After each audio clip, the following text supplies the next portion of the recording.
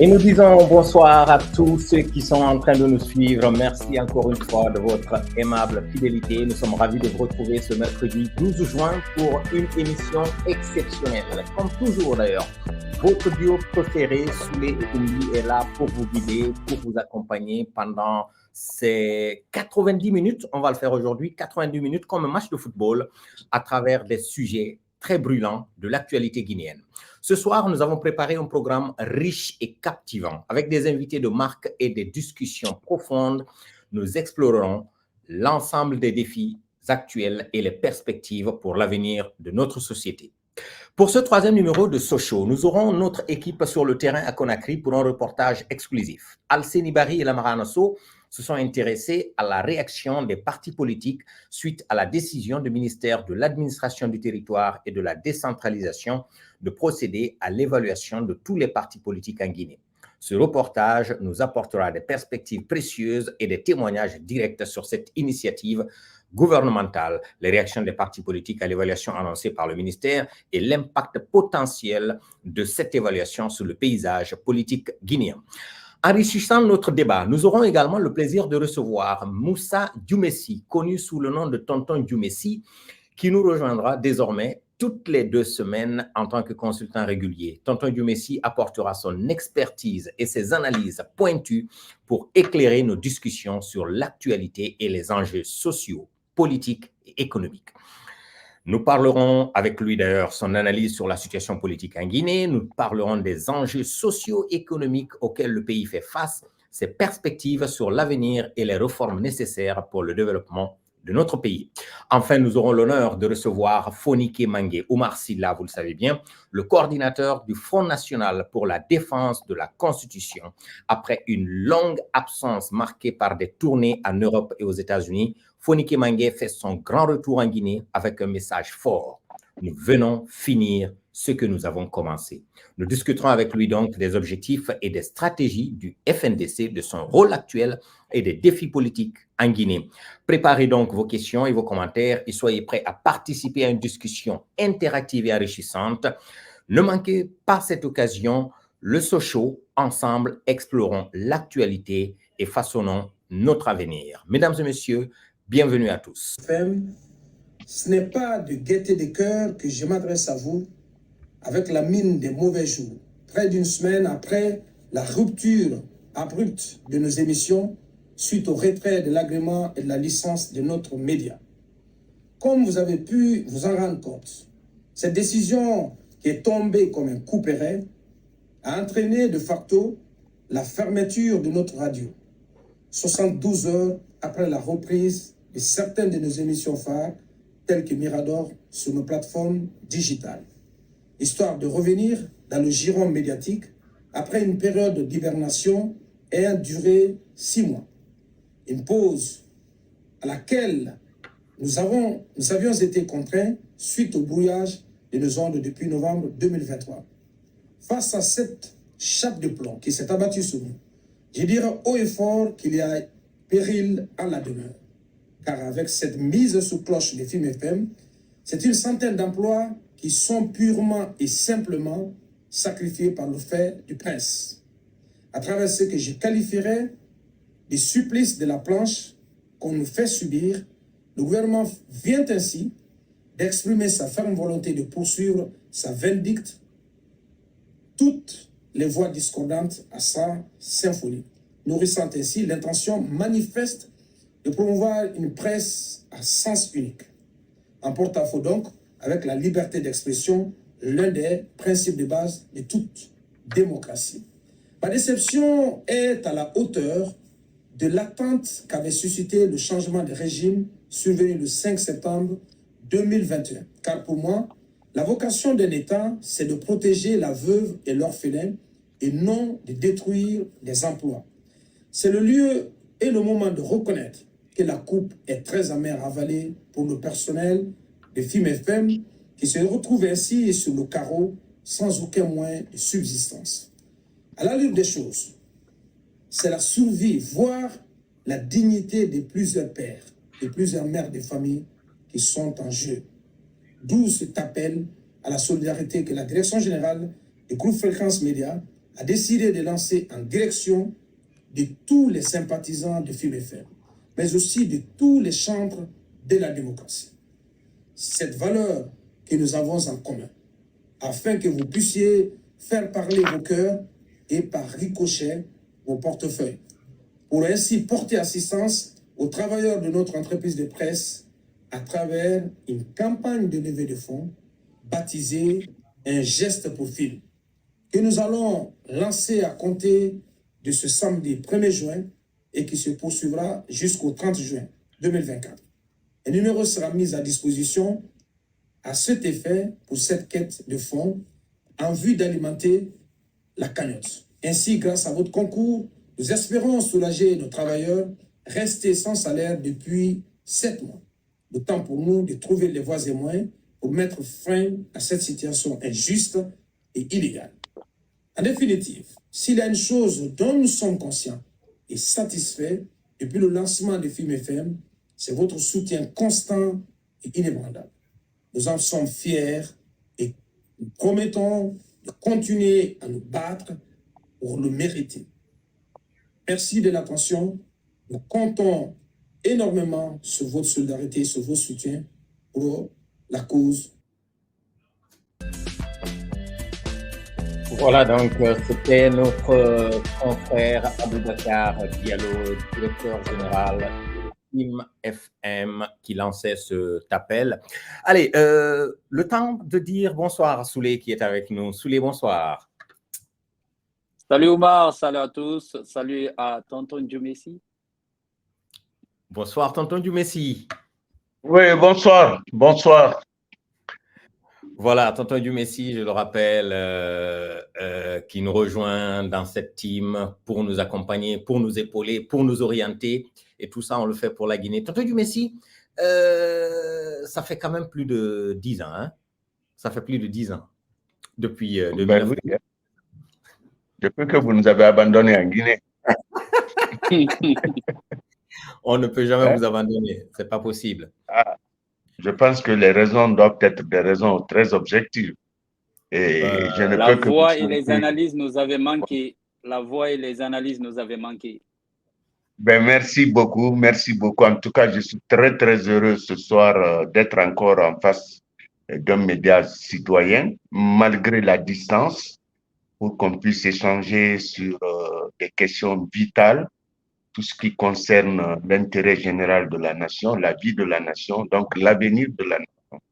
Donc, une fois de plus, je vous remercie pour cette très belle initiative, tout en saluant, en passant tous les auditeurs, les fidèles auditeurs de votre émission, de votre site, et vous dire également que ensemble nous pourrons essayer de changer de trajectoire dans ce paysage médiatique qui devrait sincèrement être un levier d'activation, un sursaut pour le sursaut national. Voilà, pour le moment, c'est absolument. Voilà, Tonton Djoumessi, on vous rejoint d'ailleurs dans un court instant. Souley, on fait quoi? On s'intéresse à cette revue de presse. La presse a parlé la semaine dernière et cette semaine également. Omar, c'est donc parti pour la revue de presse de cette semaine. Depuis la semaine dernière, le général Sadiba Coulibaly fait l'actualité et la une de la presse. Le site d'information Le Petit Député revient sur le remue-ménage du 4 juin dernier au domicile du général. Le Petit Député précise que c'est un détachement du groupement des forces spéciales qui aurait fait une mauvaise surprise au général Coulibaly. Des coups de feu ont été entendus à Kountia. Le site de notre confrère Akoumba Diallo révèle que le général Sadiba, ambassadeur de la Guinée en Cuba, se serait rendu au ministre des Affaires étrangères, Maurice Sanda Kouyaté. Mais ce n'est pas tout son péché. Le général Sadiba Coulibaly serait favorable à un retour rapide à l'ordre constitutionnel.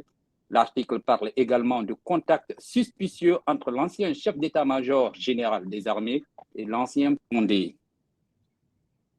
D'après Média Guinée, l'ex-chef d'état-major général des armées est en audition à Conakry et indique un peu plus loin qu'il aurait été arrêté sur place. D'après Média Guinée, ou plutôt Le petit député.com nous confie par contre B pu emprunter une moto pour le siège de la gendarmerie nationale. Maître Mouri Doumbouya, son avocat, a apporté des précisions autour de cette affaire et de son client sur Mosaïque Guinée. Selon lui, le général se porte bien et qu'il est dans une unité d'investigation. Il ne peut être autorisation du chef de l'État à la demande du ministre de la Défense. Baouri répond à Cellou Dalein Diallo, titre Africa-Guinée. Le président de l'UFDG sur les antennes de RFI avait soutenu que le Premier ministre se fait l'avocat de la junte parce que les décisions ne se prennent pas à la primature, qu'il décide de tout. Baouri rétorque, il doit savoir que je ne suis pas le genre de personne qui avalise n'importe quoi. J'agis en toute conscience dans le contexte actuel. On ne peut pas dissocier l'action du CNRD, qui est l'organe d'orientation du Premier ministre, chef du gouvernement, et du gouvernement dans sa globalité. Je suis du président Doumbouya et de celle de l'écrasante majorité de la population pour permettre à la Guinée d'avancer. La durée de la transition, le fichier électoral, la CRIEF, des sujets qui divisent l'ensemble de la classe politique en général et les maîtres de la transition. La défaite du Mozambique dans le cadre des éliminatoires pour le Mondial 2026 a défrayé la chronique aussi, 4 jours après sa victoire contre l'Algérie, 2-1. La Guinée n'a pas su enchaîner une contre-performance qui a déclenché une vague de critiques à l'encontre de Kaba Diawara, le sélectionneur national, à la une de Football. Et lire Désillusion, son article retrace les moments clés de la rencontre, notamment le vilain geste de Aliou Badara Baldé pour sa première titularisation ou son premier match avec les couleurs du Sili national de Guinée.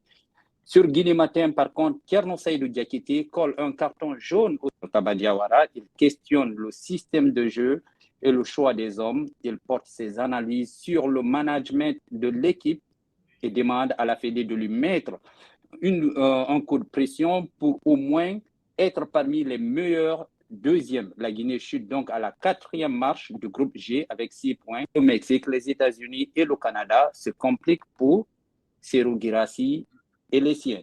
Omar. Voilà, Soulé pour cette revue de presse. Tonton Diomessi, on part de Sadiba jusqu'au sport. On va aborder tous les sujets. Alors, vous êtes à Conakry la semaine dernière. Il y a eu ce tohu-bohu dans la cité. On a parlé de cette histoire de… Comment vous avez perçu cette actualité? Sadiba, on dit qu'il est rentré. Selon le site d'ailleurs, on dit ici qu'il est rentré sans consulter le ministre des Affaires étrangères. Bon, écoutez, comme toute institution, c'est vrai que nous sommes dans un régime d'exception. Il faut simplement retenir qu'il y a certaines règles sur lesquelles fonctionne notre armée, mais surtout en période d'exception aussi. Les raisons en réalité peuvent être multiples, mais il faudrait que ce soit des raisons aussi très objectives. Parce qu'il faut refuser de tomber dans les commentaires juste pour commenter les événements, mais il faut trouver et traiter les informations afin de pouvoir éclairer les uns et les autres. Tout simplement, au même titre que tous les Guinéens, nous avons tous appris, n'est-ce pas, ce qui s'est passé, la descente musclée à son domicile, mais aussi les péripéties ou les étapes qui ont précédé véritablement son audition jusqu'à son arrestation. Mais tout ça, il faut le vérifier. Je n'ai pas pu le vérifier. Je ne sais pas si c'est vrai ou pas, mais nous nous en tenons aux informations qui sont sur aujourd'hui les réseaux sociaux. Donc, en passant, il faut simplement dire que de toutes les façons, cette transition enregistre assez d'événements, donc ce qui lui apporte des appréciations sur tous les plans. Maintenant, les appréciations d'un côté peuvent être négatives par rapport véritablement à la réalité du terrain, comme ça peut être aussi des appréciations objectives. Donc, il faudrait que nous ayons une position arbitrale qui soit une position très objective par rapport à ces questions. Aujourd'hui, nous ne sommes plus en période de répit. Conakry est devenu Kadoum, je dirais, ou même élargi jusqu'à Donka, est devenu une zone aujourd'hui de sécurité renforcée. À partir de 19h, 20h, pratiquement, les patrouilles sont mises en place. Pour quelles raisons, on ne sait pas. Bon, on veille à la sécurité. Mais en attendant, ça effraie d'autres personnes, ça effraie les citoyens, ça effraie les étrangers. Et nous sommes en train aujourd'hui de battre pratiquement le pavé à tous les niveaux pour que la confiance s'établisse, pour que les gens reviennent vraiment en Guinée. Mais simplement, je dirais encore une fois de plus que la semaine a été encore très, très riche en événements, mais qu'à cela ne tienne, pour le moment, on va s'en tenir aux informations que nous avons, parce que vous savez comment les informations ici sont obtenues. C'est sincèrement par les réseaux sociaux. Vous, les médias, aujourd'hui, vous êtes tous muselés. Je ne dirais pas mutilés, parce qu'on vous a retiré maintenant les agréments. Voilà. Ouais. Je ne dirais pas mutilés, mais vraiment, comprendre. Tonton Djomessi, est-ce que c'est pas aussi un fait habituel à chaque fois qu'il y a un coup d'État, une junte qui s'empare du pouvoir, on remarque qu'il y a toujours une pomme de discorde entre les membres. En 84, il y a eu entre Conté et Diarra, 2008, Sekouba Dadis, et aujourd'hui, Sadiba, quand même, on ne peut pas lui enlever le fait que c'est un membre influent du CNRD. Et le fait qu'il soit nommé comme ambassadeur à la Havane, est-ce que ça ne sonne pas comme une sanction d'où est partie c'est quoi la pomme de discorde, le point d'achoppement entre ces deux vieux amours?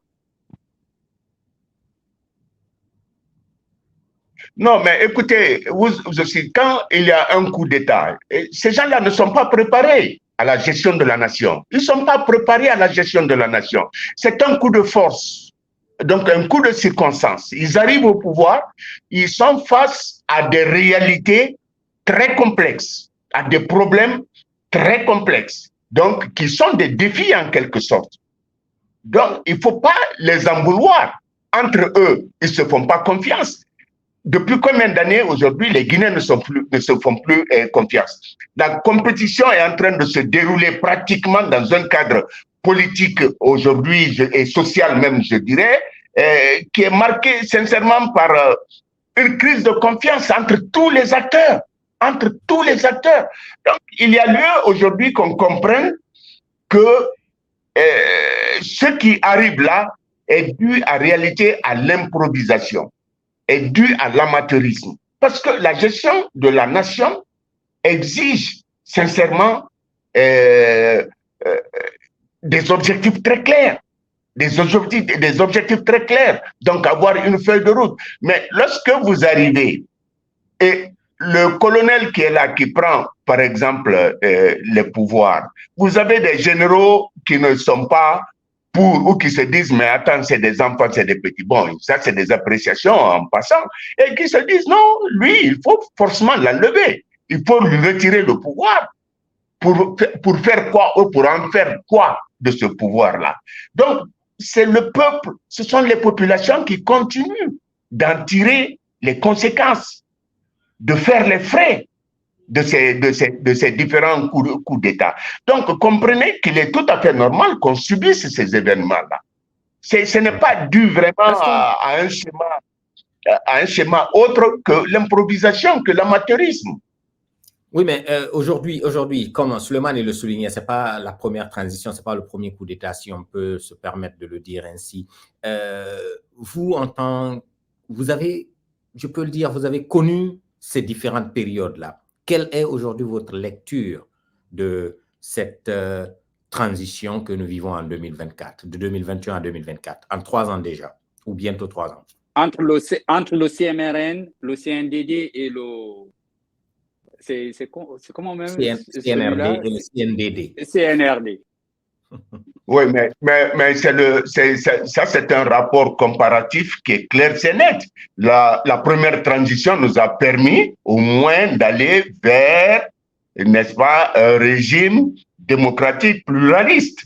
Donc ça a été, au moins on a eu un acquis. Le deuxième, en réalité, ça s'est passé comment et sur quelle période? La période pratiquement, je dirais, d'Addis, c'est Cuba, en réalité. Et qu'est-ce qu'on a enregistré si ce n'est pas véritablement les supplices du stade du 28 septembre, si ce n'est pas le massacre du stade du 28 septembre. Et aujourd'hui, tout le peuple de Guinée avait placé pratiquement, je dirais, son espoir sur cette junte, la première déclaration, qui a permis d'ailleurs d'avoir l'adhésion de l'ensemble des Guinéens à sa cause, espérant que lui, au moins, il aurait pu apporter, n'est-ce pas, des éléments qui nous permettraient d'amorcer une certaine émergence. Mais la déception s'inscrit tous les jours, à tous les niveaux, à tous les niveaux, à tous les niveaux. Aujourd'hui, on est en train de subir une désintégration pratiquement des acquis que nous avions. Nous sommes en train de subir une désintégration. La Guinée est en train aujourd'hui de marquer un recul qui ne dit pas son nom, malgré toutes les promesses, et dans tous les secteurs, bien entendu, parce que je pense qu'on aura l'occasion d'aborder des questions majeures. Juste une dernière question pour tonton Djoumessi. Une dernière question pour tonton Djoumessi par rapport à ce volet. Quand vous parlez d'impréparation, est-ce que le CNRD, la première jeune qui a pu déloger un président en vie du pouvoir, est-ce qu'il n'y avait pas une forme de préparation, au moins dans la démarche, pour quand ils vont s'emparer du pouvoir et comment gérer les destinées de la nation? Oui, mais écoutez, je pense que il faut pas voir sous cet angle-là. Il s'agit de la nation. Il s'agit de la vie de la nation. Et personne, les gens qui ont fait ce coup-là, en moins de 3 mois, 6 mois pratiquement, le groupe n'existait plus. Le groupe a éclaté pour des raisons qui leur sont propres. Donc, ça veut dire en réalité, si c'était un coup qui avait été longuement préparé pour y arriver, certainement qu'ils auraient échoué par l'effet de l'hypocrisie, par l'effet, n'est-ce pas, de l'égoïsme ou par l'effet de loyauté quelque part aussi. Il faut, je pense, dans ce cadre-là aujourd'hui, et si nous analysons, je le disais tantôt dans une de mes tribunes sur ma page, que toutes les gouvernances, les systèmes de gouvernance à la République de Guinée, en dehors du système de gouvernance politique qui nous a permis d'aller à la conquête de l'indépendance, aucun système de gouvernance n'a réussi pleinement en République de Guinée. Ils ont tous échoué et lamentablement. Cela est dû à quoi? Oui, mais quel est le programme que vous avez vu en République de Guinée qui place le capital humain au centre du développement? Avez-vous un programme référentiel? Je ne pense pas. Je ne pense pas. Le capital humain n'a nullement existé dans le programme. Et même quand ils en parlent, et c'est ce qui arrive aujourd'hui autour du CNRD, et principalement de Mamadi Doumbouya, on lui présente des schémas qui sont des schémas calqués, qui en réalité sont désuets et creux, parce que tout simplement, il n'y a pas de contenu stratégique à présenter dans ce schéma-là.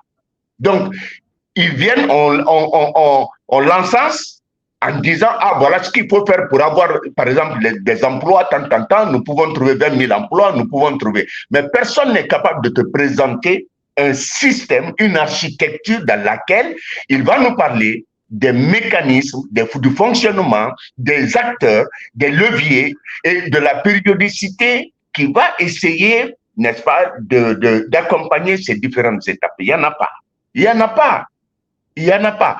Donc, il y a lieu de... Oui, mais quel est l'intérêt pour nos dirigeants d'entretenir un mécanisme pareil, un système de... Oui, mais oui, mais Soulé, nous sommes dans un pays où la culture de l'égoïsme est surdimensionné, si je puis me permettre, aujourd'hui. Nous sommes tous sous perfusion, tous. On est tous sous perfusion, y compris vous, la diaspora qui se trouve aujourd'hui à l'étranger. Il faut se le dire. Absolument. C'est tout simplement le jeu ont pris des proportions à tel point que la République a reculé, la nation a disparu, le peuple n'existe plus. Donc, la hiérarchie et l'ordre ont été bouleversés et renversés. Attention, c'est le bon moment. C'est pourquoi je dis que cette émission est une émission qui devrait nous permettre d'aller vers un sursaut, qui devrait nous permettre de prendre des initiatives constructives, de rassemblement et autres. Mais quand on parle de rassemblement, on parle d'unité nationale, il faut présenter des schémas. Comment y arriver? C'est ça, en fait. C'est ce qu'il faut présenter. Nous allons l'emploi jeune, l'autonomisation des femmes, la lutte contre le chômage. Personne ne présente un programme. Et en passant, je tiens à vous le dire, si on ne fait pas doucement, et d'ailleurs, ça doit faire l'objet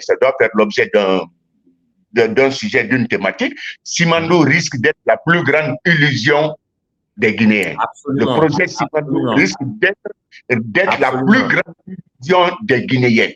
Aujourd'hui, l'État devrait se poser la question.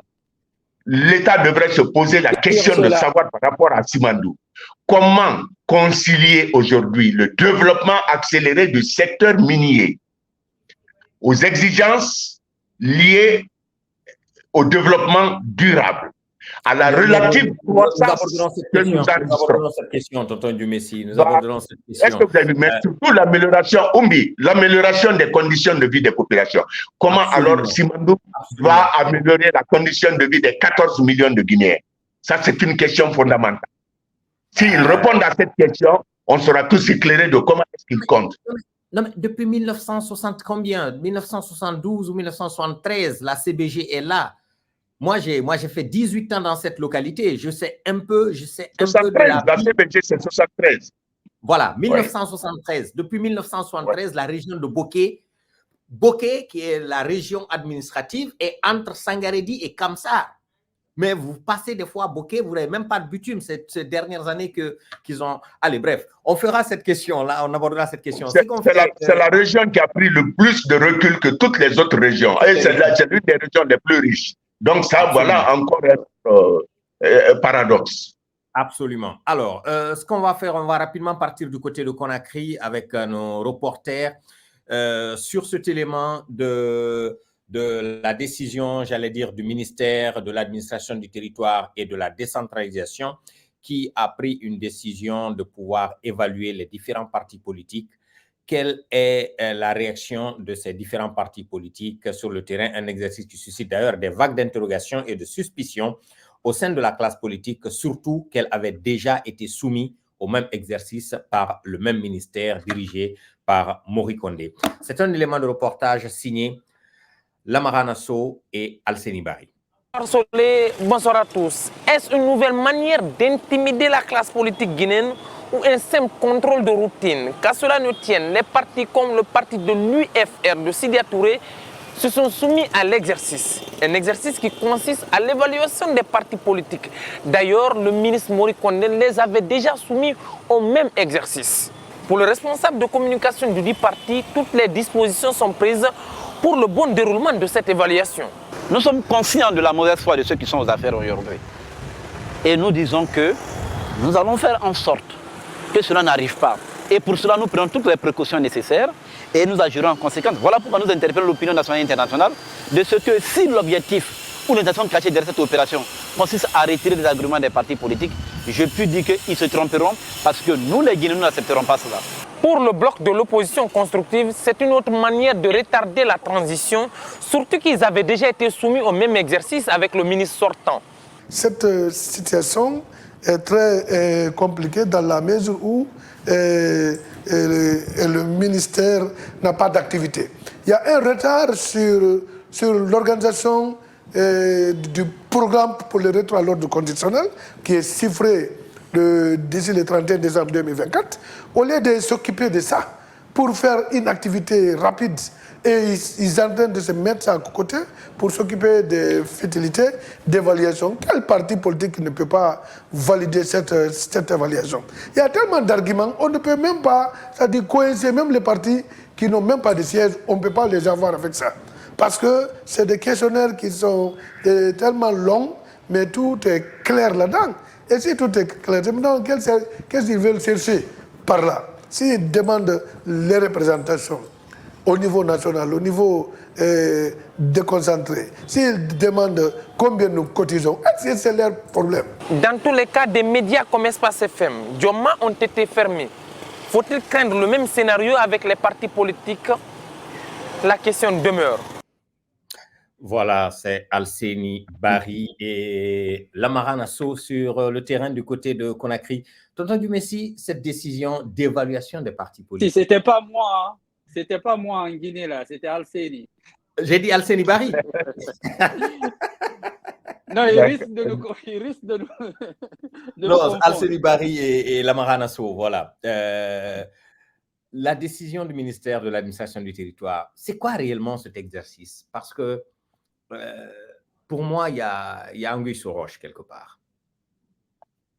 Non, Umbi, prête-moi le terme de dire qu'ils sont tous hors jeu. Tous hors jeu. Quand vous dites tous, vous parlez parlez... L'administration du territoire est hors jeu en demandant de procéder à une évaluation des partis politiques. Les partis politiques eux-mêmes, n'est-ce pas, se comportent comme étant des entités hostiles, si vous voulez, au cadre politique, non, plutôt à un cadre de droit et d'équité. Parce que je vais tout de suite répondre de façon transversale à cette question, à cette inquiétude et aux préoccupations des uns et des autres. Je vais vous prendre des éléments de référence dans la charte de la transition. La charte de la transition, elle est très claire. Si on s'inspire de la charte de la transition, notamment au titre 1, article 1, donc valeurs et principes. Vous prenez le chapitre 2, article 2, les missions du CNT. Vous prenez, qui sont en réalité, et ensuite nous avons c'est le chapitre 4 et l'article 56 de la charte relative aux missions du Conseil national de la transition. Et dans les dispositions, je dis très bien, dans les dispositions, renvoie clairement à la nécessité de procéder à des réformes visant la refondation d'un État démocratique, doté d'institutions fortes et durables au service du peuple de Guinée. Cela vous inspire quoi? Ça veut dire, on parle d'un État démocratique, mais on parle d'instruments démocratiques. Les partis politiques sont quoi? En réalité, les partis politiques sont des instruments démocratiques.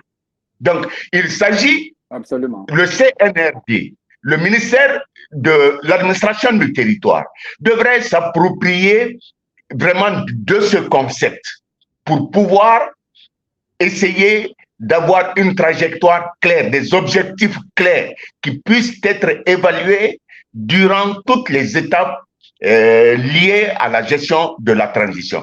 Parce que la finalité du combat politique n'est pas de mettre un clan ou une communauté quelconque au-dessus de toutes les autres composantes de la nation. Ça, on est d'accord, hein? Et or, dans l'état actuel des choses, nous prenons l'ethnostratégie sur fond de corruption, qui est devenu d'ailleurs le cancer qui ronge et complique sérieusement le pronostic vital de notre nation. Les partis politiques, tels qu'ils sont conçus, leur fonctionnement et leur nombre présentent un profil incompatible avec les enjeux de l'émergence d'une nation aujourd'hui, qui soit une nation forte, compétitive et surtout que nous souhaitons tous. Mais tout cela est remis en cause et on s'éloigne justement de ces axes-là. On va chercher la petite bête sur la tête de Morikonde, on va chercher la petite bête. Non. Est-ce que nous voulons aller véritablement sur la trajectoire de la refondation? Mais cette refondation-là, en fait, elle exige quel type de réforme? Nous avons les réformes institutionnelles. La réforme institutionnelle va nous présenter comment passer d'un régime présidentiel, autoritaire, excessif, n'est-ce pas, à un régime avec un premier ministre protocolaire pour aller vers des élections d'un président de la République sur le même ticket qu'un vice-président, n'est-ce pas, qui ne sera plus protocolaire. Mais il s'agit d'abord, fondamentalement, et ce qui devrait prévaloir et précéder toutes les autres étapes, c'est quoi en réalité? C'est de faire en sorte qu'on soit d'accord d'abord sur la séparation de tous les pouvoirs, à savoir le pouvoir exécutif, le pouvoir législatif, le pouvoir judiciaire. Mais de base, il est indiqué que ces pouvoirs sont séparés, tonton Dumécy. Non. Je dis la refondation devrait justement faire en sorte d'apporter une clarification sur la séparation de ces pouvoirs. Aujourd'hui, sur le papier, on dit que c'est séparé, mais c'est faux. Vous le sentez tous les jours. Vous estimez que... Vous le sentez.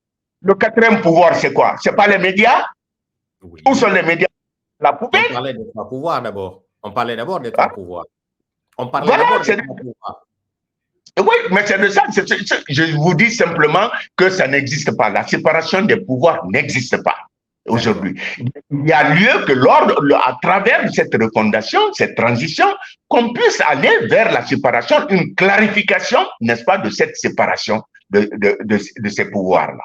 À partir de ce moment, nous allons vers ce qu'on appelle le régime, les réformes vis-à-vis du régime politique. Après, nous allons aller vers les systèmes politiques.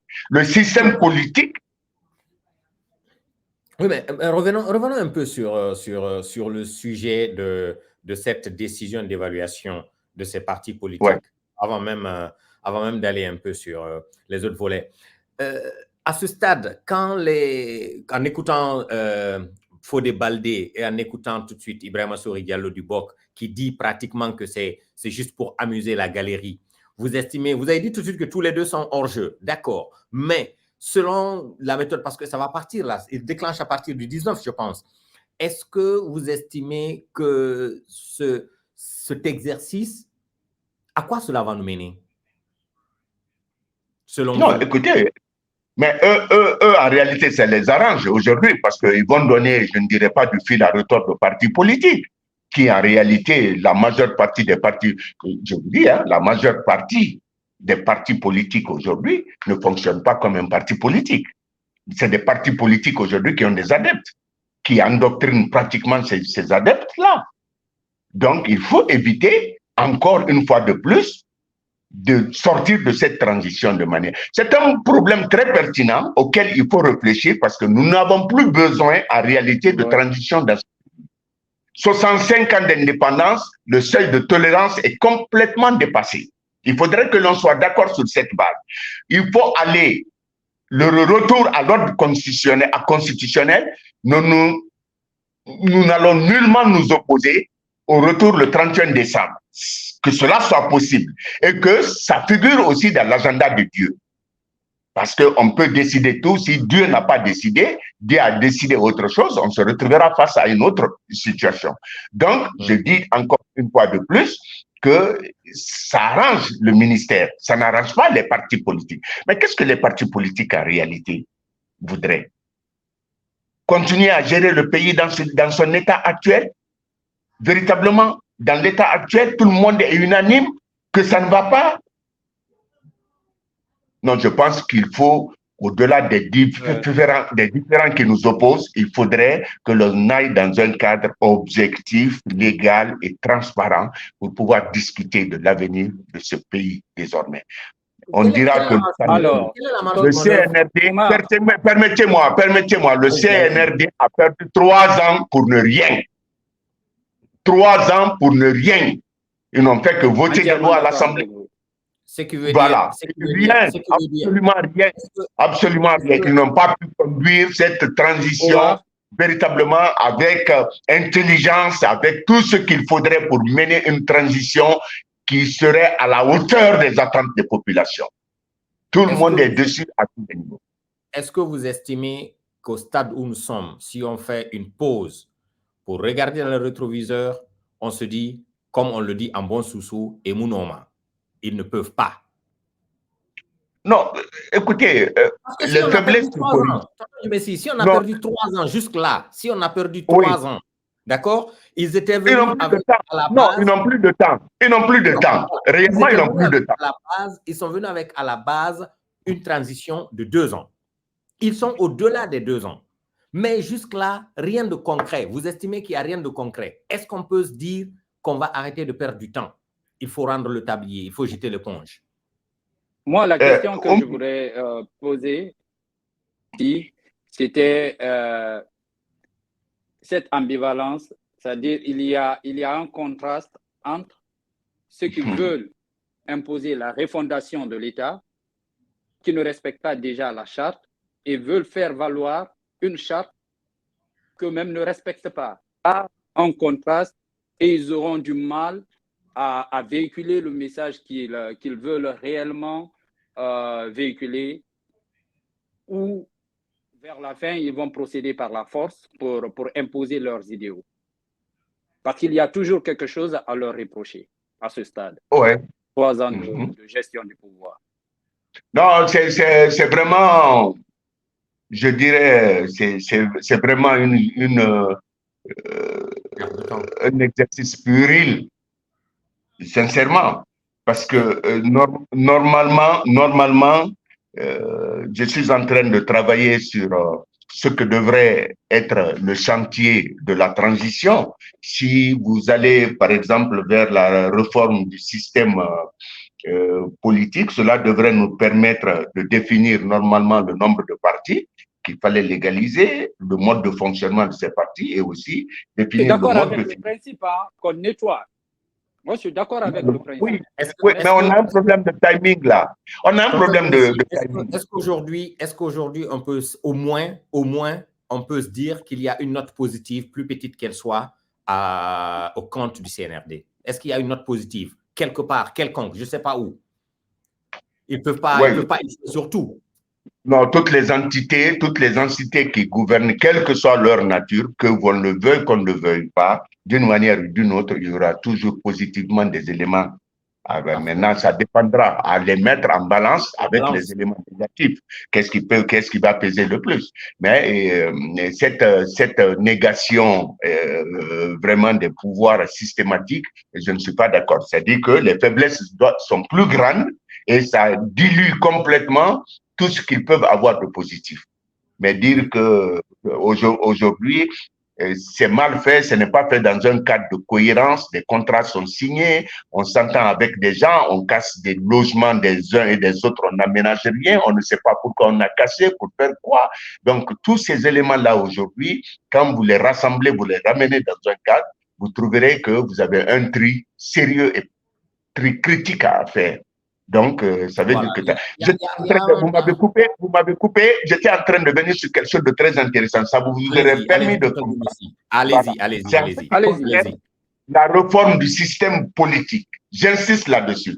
Normalement, la transition, dans le chantier que la transition devrait porter, et la réforme du système politique devrait porter une refondation des instruments démocratiques. Des instruments démocratiques, il fallait donc, je disais, la détermination du nombre de partis, le mode de fonctionnement, le mode de financement des partis politiques. Ça, c'était un. Deuxièmement, c'est le cadrage des échéances électorales, de manière à organiser à des dates fixes, je veux dire, les élections locales, ensuite régionales, législatives, et enfin l'élection présidentielle. Mais à des dates vraiment, ça c'est la transition qui devrait permettre dans la refondation de mettre ces éléments en place. Mais en plus de procéder à la mise en place d'une commission électorale permanente composée par exemple de fonctionnaires issus de la société civile, sans étiquette politique. Parce qu'aujourd'hui la politique est en train de nous dévaster tous, partout là où nous sommes. Donc ils seraient mandatés sous serment et à vie, tant au niveau local qu'au niveau national. ainsi, on aurait procédé à une refondation. Ça, c'est des éléments, par exemple, de la refondation, c'est-à-dire du système politique. La réforme du régime politique, je vous ai expliqué tout au départ, c'est le passage, n'est-ce pas, d'un régime présidentiel excessif avec un premier ministre protocolaire à un régime présidentiel avec un président et un vice-président élus sur le même ticket. Donc, vous avez vu que là, il y a au moins des actions ou des activités notoires qui auraient permis au CNRD d'enregistrer de très gros points. Aujourd'hui, on met des délégations spéciales à 6 mois, n'est-ce pas, de retour à l'ordre constitutionnel. Pour quelle fin? Je ne sais pas pour le moment. Pour le moment, je ne sais pas et je m'intéresse beaucoup à savoir quelles sont les raisons en réalité. Donc, vous avez compris la démarche en réalité qu'il y a. C'est un document sur lequel je suis en train de travailler, le schéma. Mais comme en Guinée, on ne veut pas un regard qui ne soit pas un regard fonctionnaire, un regard politique ou un regard de laudateur, moi, je suis j'ai un regard indépendant, objectif, parce qu'il s'agit d'une question d'intérêt national. Voilà. Je voulais quand même vous préciser ces éléments. Ça, c'est les réformes institutionnelles. Maintenant, les réformes administratives, c'est le découpage territorial qui est derrière tout ça. C'est le découpage. Est-ce que à l'heure actuelle, la manière dont notre administration territoriale se porte, est-ce que cela y va avec la refondation? Je pense que ça, c'était des questions qu'il fallait débattre, qu'il fallait aborder avec beaucoup plus encore d'attention soutenue. Oui, mais on le fait. Est-ce que vous estimez que tout cela est possible pendant cette période de transition? C'est ce que je vous dis, le timing est très court. Aujourd'hui, on ne peut pas, on n'a même pas les ressources. On n'a même pas les ressources. Voilà. On n'a pas de ressources. Peut-être que le CNRD a la magie. Peut-être que le CNRD a la baguette magique. On ne sait pas. Mais en temps normal, c'est une question nationale. Il s'agit de l'avenir, même pas de 14 millions de Guinéens, mais aussi de la postérité. C'est ça le problème. Il faut que l'on le comprenne, qu'on se l'approprie et qu'on ait dans nos actions des regards ou des repères qui puissent nous permettre vraiment de ne pas continuer à se mordre la queue. Il faut avancer. 65 ans, c'est trop. Tonton Djemessi, si on arrivait à retirer les agréments des partis politiques, ça a commencé d'abord avec la dissolution du FNDC. Tout doucement, il n'y a pas eu de bruit.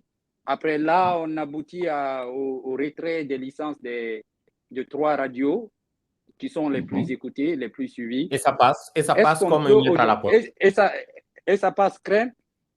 Et on retire aujourd'hui les agréments des partis politiques. Je sais qu'il n'y aura aucune mouche qui volera. Pourquoi? Je t'arrête, je te pose la question. Pourquoi? Pourquoi aucune mouche ne bougera? Il a raison. Il y a 3 médias qui sont 700 travailleurs qui sont mis à la porte, qui ne travaillent plus. Et plus de 700. Ça ne manifeste pas. Il n'y a pas de manifestation. Je n'encourage pas la manifestation. Je suis juste en train de faire un constat. Je suis en train de dire que à ce stade, le CNRD veut forcer tout le monde à regarder que lui. Oui, mais le droit de manifestation est inscrit aussi dans la Constitution, en passant, je le rappelle, donc c'est tout à fait normal, on peut manifester. C'est s'attaquer maintenant aux biens des uns et des autres, c'est ce qui pose problème. Ça, c'est bon. C'est qui est illégal. Bref, pour répondre à la question. Sur la même lancée, peut-être avant de dire si on arrive à le faire, pour bon nombre d'observateurs, c'est que cette évaluation des partis politiques, qu'on le veuille ou pas, finira par le retrait ou par l'exclusion de certains partis. C'est de pouvoir tout simplement démolir certains partis. Oumbi, je ne saurais te dire que c'est dans l'intention de démolir certains partis. Et attendons de voir, mais aussi il est tout à fait intéressant d'alerter, de faire très attention. C'est un travail judicieux qui devrait être fait dans des conditions normales apaisées pour arriver à un résultat accepté par toutes les parties. Je vous ai dit tout à l'heure, les partis politiques ne peut pas être créé n'importe comment. Les partis politiques en Guinée aujourd'hui ressemblent un peu au paysage des mototaxis, qui sont véritablement le symbole de l'anarchie. Le symbole. Non, je vous le dis, avec les Bombonara, c'est la même chose. L'autorité aujourd'hui qui s'occupe de la gestion de cette meilleure métaphore que j'ai jamais entendue. Est-ce que vous comprenez? Ça pose énormément de problèmes. Aucun schéma n'est proposé pour dire comment juguler, n'est-ce pas, ou conjurer ce phénomène-là. Et tous les jours, ça prend des proportions exponentielles, pour ne pas dire inquiétantes. Ça, c'est un. Deuxièmement, pour revenir au retrait des agréments, je vais vous dire une chose. Vous savez pourquoi le CNRD s'est permis pour arriver jusqu'à ce niveau? Vous me direz non, pourtant, vous le vivez. C'est parce que nous n'avons pas de société civile forte. Absolument, absolument. Toute notre société civile est traversée par des courants réfractaires, alors qu'elle devrait être le centre d'intérêt de toutes les questions débattues autour de l'avenir de la nation. Chacun est en train de tirer le drap de son côté. Comment veux-tu? Eux, ils ont compris ça. Ils disent, non, attendez, voilà comment est-ce qu'on va procéder avec eux. Si on fait ça, rien ne s'en sortira. Après le cas de la société civile, il faut comprendre, juste vous m'excusez de vous interrompre là, le cas des sociétés civiles qui sont en Guinée, il faut comprendre qu'avant l'arrivée du CNRD, Alpha Condé avait réussi une chose, c'était de diviser cette société civile-là, qui s'était complètement disloquée. Chacun tirait le truc de son côté, comme vous le dites. Oui, mais aujourd'hui, on est en train de débattre, n'est-ce pas, de certaines faiblesses, de la conduite, n'est-ce pas, de la gouvernance, et certainement. Mais ce qu'il ne faut pas renier aussi, c'est que c'est la mauvaise pratique de la politique. La mauvaise pratique de la politique avec l'avènement du RPG et de Alpha Condé, principalement, qui ont complètement dénaturé, désintégré, désavoué et affecter tout le système politique dans son fonctionnement. Donc, qu'est-ce qui s'est passé? On a appauvri l'esprit du Guinéen. L'esprit du Guinéen, tous les Guinéens, on a appauvri leur esprit. Et vous savez, c'est la plus grande pathologie au monde. Quand l'esprit est touché, c'est que vous ne représentez plus rien. Donc, l'esprit du Guinéen a été appauvri. Le Guinéen a été ramené au niveau du sac de riz. La culture du sac de riz a été installée. La culture du loyer a été installée à la place, par exemple, de la question de la République. La question, par exemple, de la devise.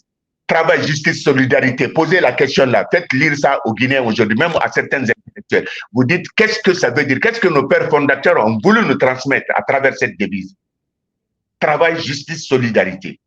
Travail, que vous soyez vieux, que vous soyez jeune, que vous soyez handicapé, que vous soyez femme, que vous soyez fille, que vous soyez athée, que vous soyez religieux, que vous ne soyez pas, vous avez droit à un travail. Absolument. La justice, vous avez droit à une justice équitable. La solidarité, vous avez droit à une solidarité patriotique. Donc, vous comprenez qu'il y avait un sens, il y avait un contenu dans cette devise. Donc, aujourd'hui, en réalité, on s'est éloigné complètement de ça. Oh, mais nous, en notre temps, on le sait, la montée des couleurs, on n'avait pas besoin de protocole.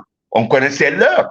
Le clairon sonnait partout là où vous étiez obligé de sortir de votre véhicule, d'abord de vous arrêter, de sortir de votre véhicule, de respecter ça. Ça, vous savez que vous êtes dans une nation.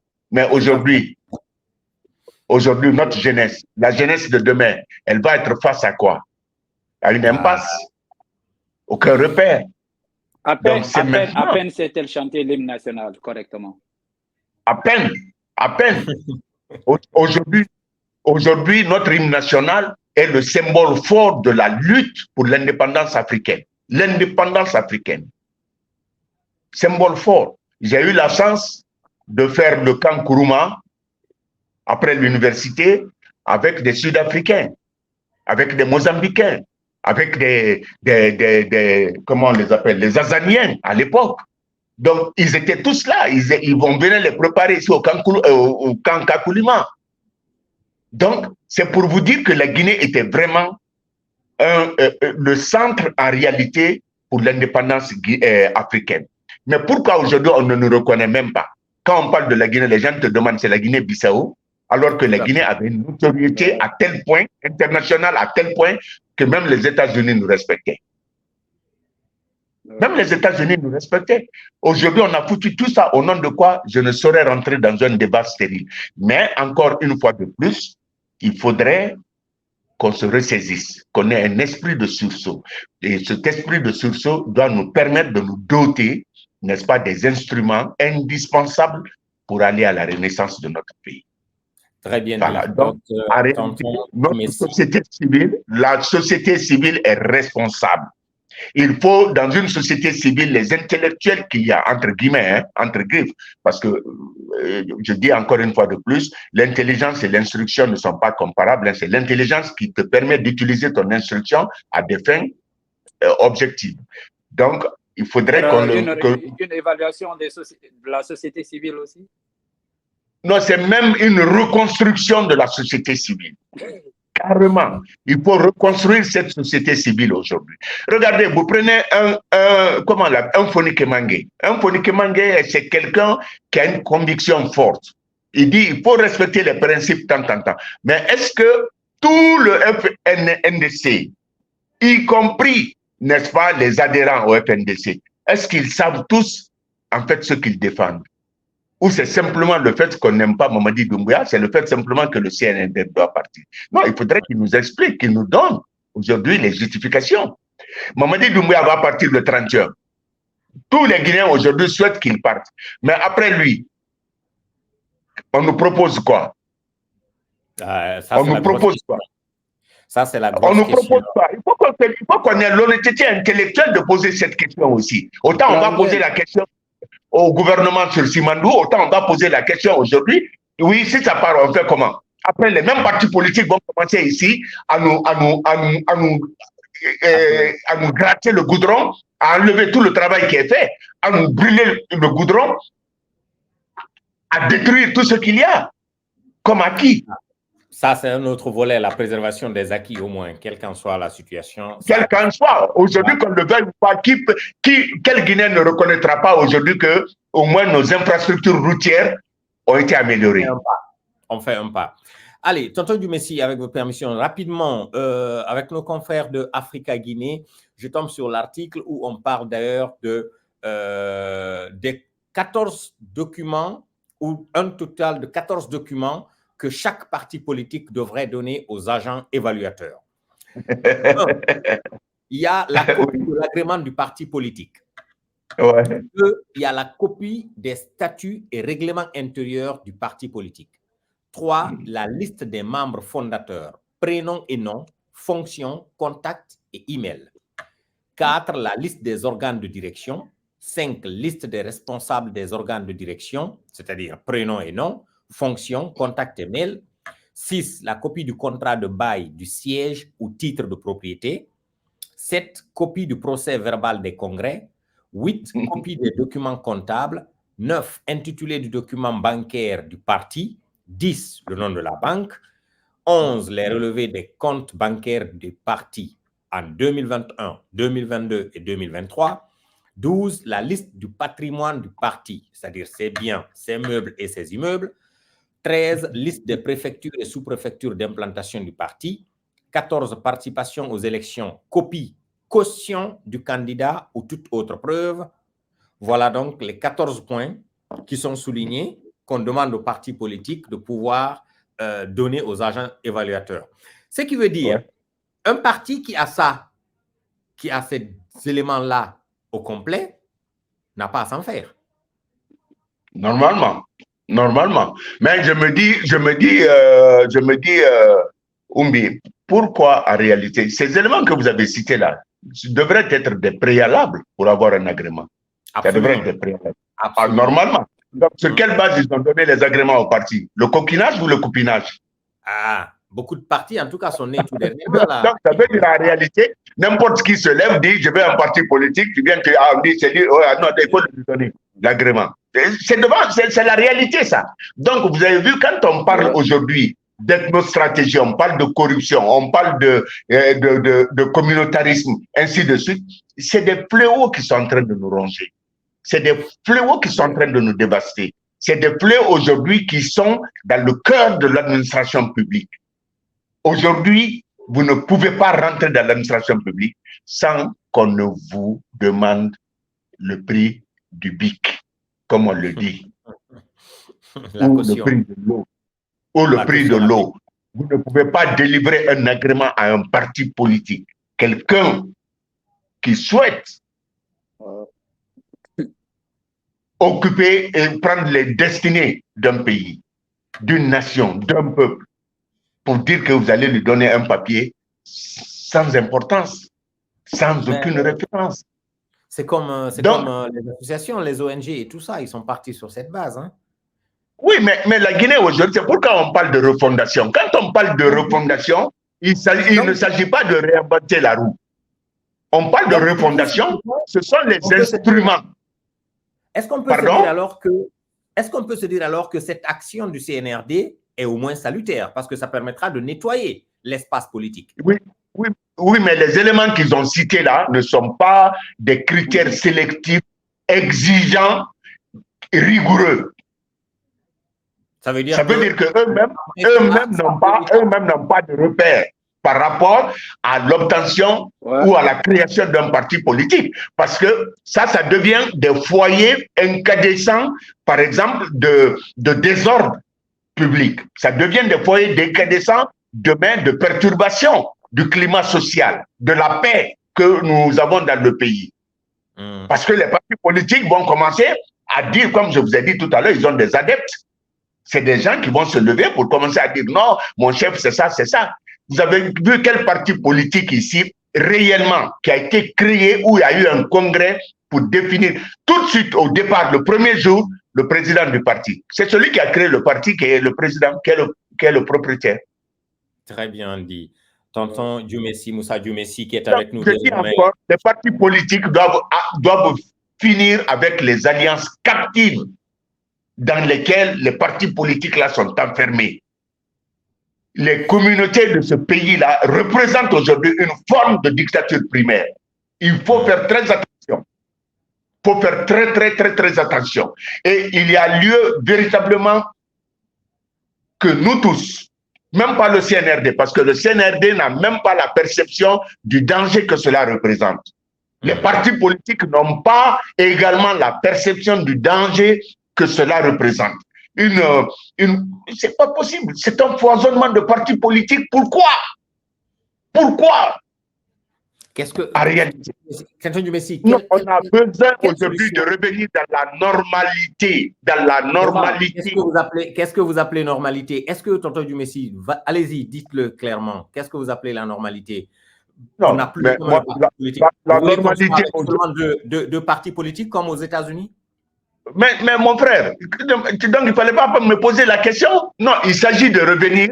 Non, les partis politiques aux États-Unis, quand on parle par exemple des démocrates, il n'y a pas d'autres partis là-dedans. Il y a trop de petits partis à venir. Il y a des indépendants. Il y a des indépendants. Mais le problème qu'il y a, c'est de se reconnaître à travers une vision. C'est de reconnaître véritablement ce qu'on veut pour la nation. Ce qui veut dire que tous ces différents partis devraient J'ai toujours milité pour une idée de ce type. J'ai toujours milité. Dans Sana Conté a fait la proposition. Dans Sana Conté a fait la proposition. Les gens ont dit non, il faut laisser les gens créer des partis politiques n'importe comment.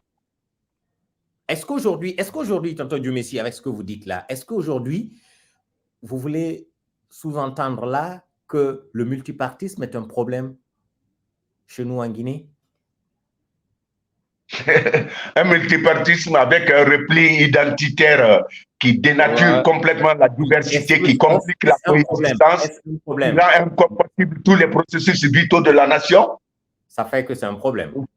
Mais c'est un problème. C'est un véritable problème. Un pays normal est un pays où vivent et travaillent des gens intelligents, bien organisés pour survivre, où la majorité, en fait, des gens de qualité produisent des ressources. C'est ça un pays normal.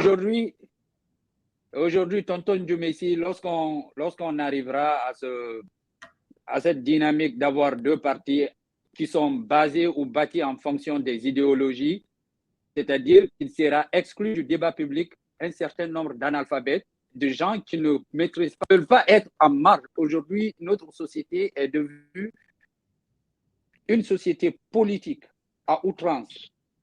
Et ce sont des personnes qui n'ont aucune notion politique, juste parce que, voilà, à cause de l'ethnie, comme vous le dites, ce multipartisme qui pousse un certain nombre de personnes ou d'individus, des Guinéens, chacun a droit de se retrouver en politique. Mais normalement, ça ne devrait pas être comme les mototaxis en Guinée. Voilà. Quand même, ça ne devrait pas être comme les mototaxis en Guinée. Là, je suis entièrement d'accord avec vous. Bien. Non,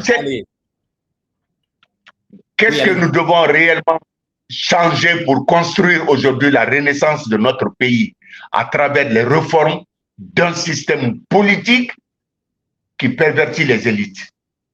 Vous comprenez jusqu'où la situation est grave dans ce pays? Vous comprenez jusqu'où la situation est grave?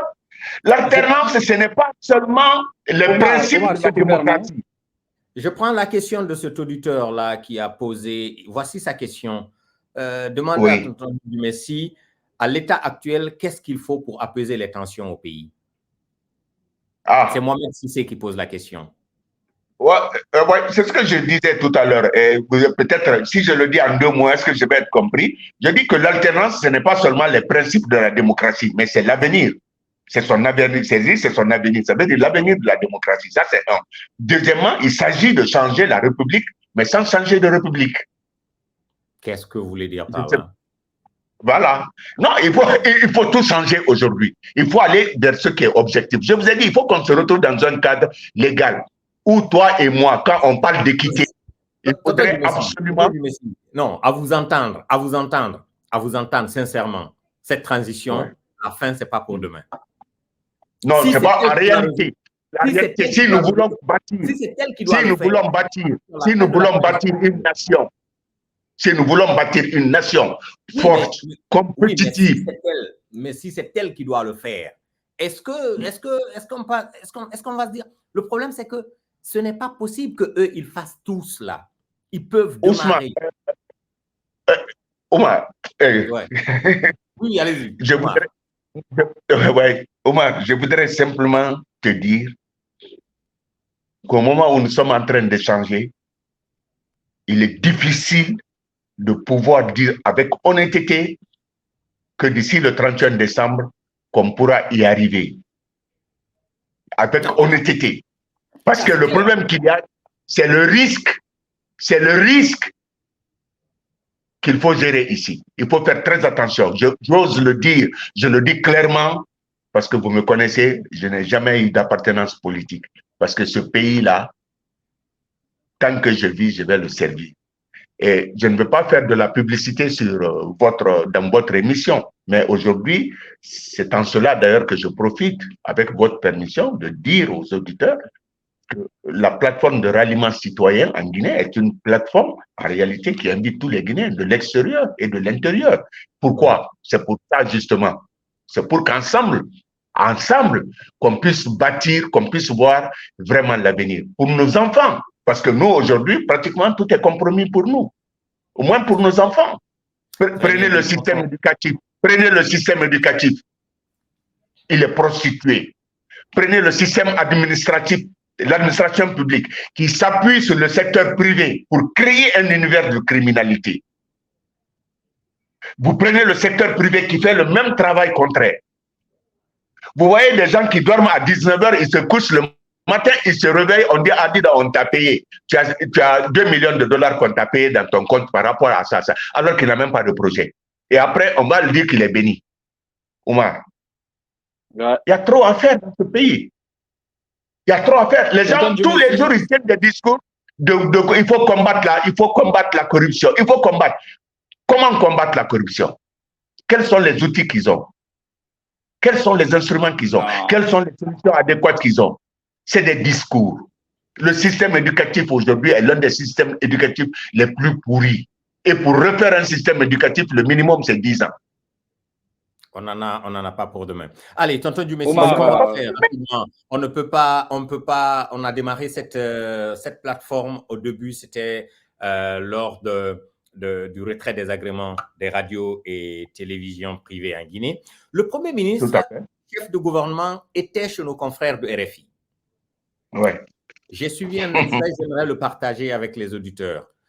On lui a posé la question sur le rapprochement. Il a bondi lui-même sur la question des médias. J'aimerais qu'on écoute un extrait, avec votre permission, et qu'ensemble, on essaye de voir réellement qu'est-ce que M. Bahouri voulait dire par là, pour ceux qui n'ont pas eu la chance de l'écouter. 4 mois, M.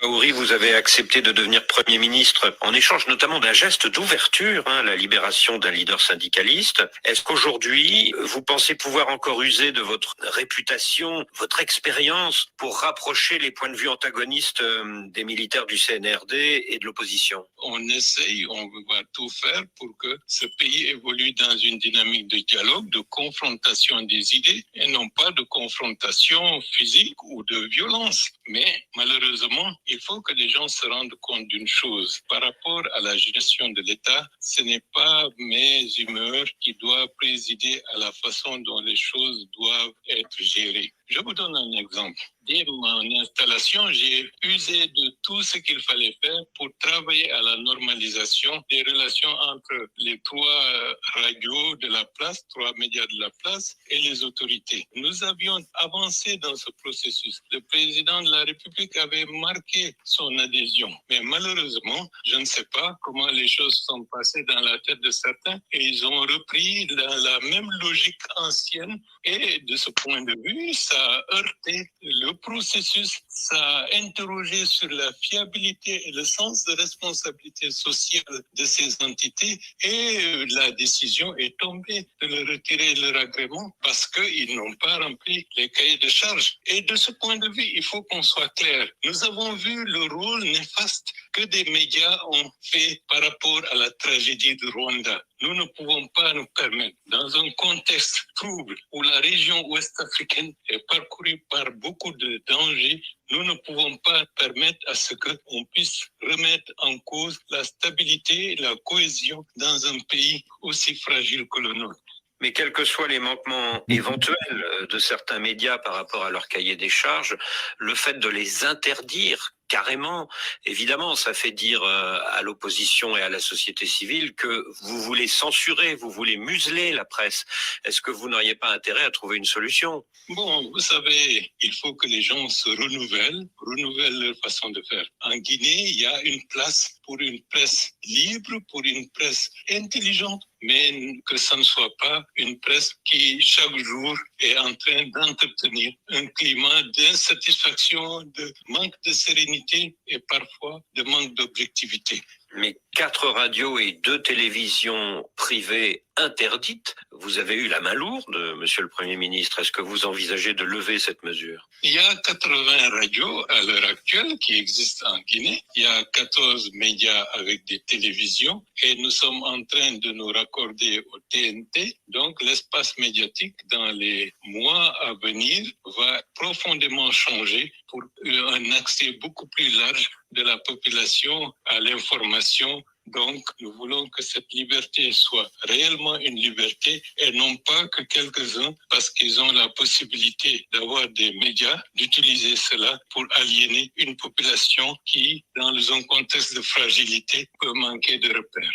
Oui, mais les radios et les télévisions que vous avez interdites, elles avaient beaucoup d'audience. Est-ce que vous envisagez de revenir sur cette décision? J'avais tout fait pour que ce soit le cas. Et au moment où j'allais réussir, comme une attitude suicidaire, ceux qui devraient être aidés ont mordu la main qui leur était tendue. Donc, je vous dis franchement les choses, psychologiquement et personnellement, je ne suis pas pour le moment disposé à m'engager dans cette voie.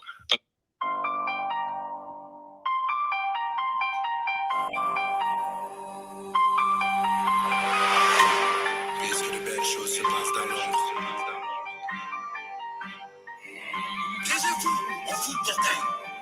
Ah, mais non, nous ne nous tairons pas. Nous allons commenter vos actes et informer le peuple. Nous allons respecter le pacte de lutter contre les politiciens véreux. Pour des impératifs de sécurité sociale, ils bouchent les yeux et les oreilles de la société. C'est facile de gouverner un peuple sourd, muet et aveugle, surtout si vous avez muselé ceux qui doivent commenter. Sans même le tenir par la main, il vous suivra comme un troupeau à la recherche de pâture à brouter. Des médias qui vous ont facilité le renversement de ceux qui faisaient le même mal que vous faites aujourd'hui sont persécutés. Alors l'histoire se répète. Dans le miroir, les mêmes erreurs du passé se regardent en souriant sur le tête. Ce n'est plus un bras de fer, mais une bataille riche en coups de tête. Tout règne éphémère, comme celui de ceux qui sont à la barre de ta justice aujourd'hui.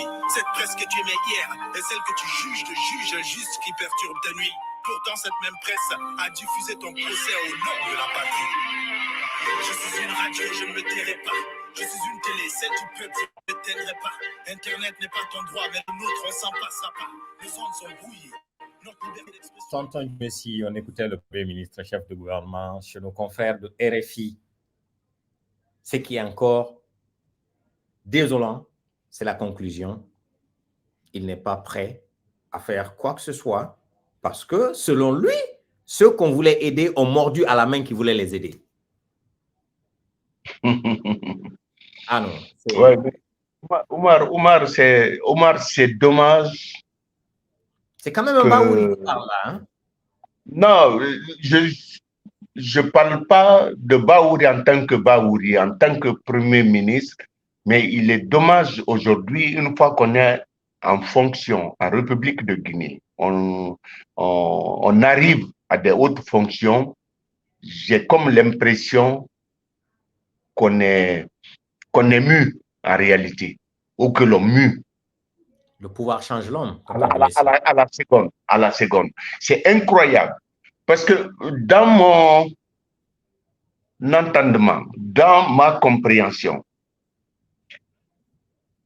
rejeter un outil au motif qu'il est imparfait serait vraiment d'une présomption incompatible avec le principe même de toute recherche. Au cas où l'outil n'est pas parfait, donc imparfait, pour trouver comment en faire un outil parfait. Ça, c'est une promesse. Parce qu'il faudra le compléter. Il faudra trouver des éléments pour l'enrichir. Il faudra essayer de densifier cet élément. À partir de ce moment, il va passer de l'imperfection à la perfection. C'est ma façon de comprendre. Mais le distinguer autrement serait une impasse.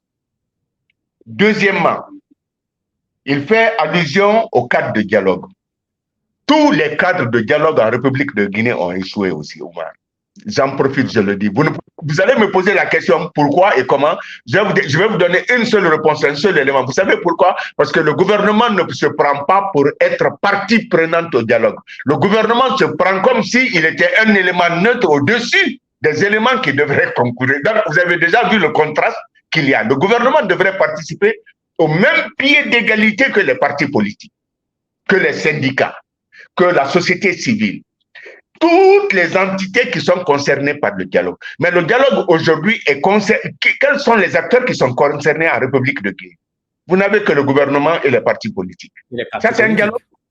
Non. Est-ce que ça, c'est un dialogue? Ce n'est pas un dialogue. Je leur ai dit, j'ai écrit, j'ai fait tout fait. Mais on ne veut pas entendre. En Guinée, nos dirigeants, ils entendent, mais ils n'écoutent pas. Donc, ils ne sont pas censés comprendre. Nous sommes 14 millions de Guinéens, 14 millions de savants solitaires. Chacun est abandonné à soi-même. On est tous abandonnés dans la nature comme ça. Chacun pense qu'il a la recette, la panacée, qu'il a la panacée de tout. C'est ça le problème. Troisièmement, je reviens sur un élément. Ni qu'était la presse. Le véritable levier d'activation de la démocratie en République de Guinée, c'est la presse qui l'a été. Je le dis, je sais. Absolument. Je sais, j'étais là.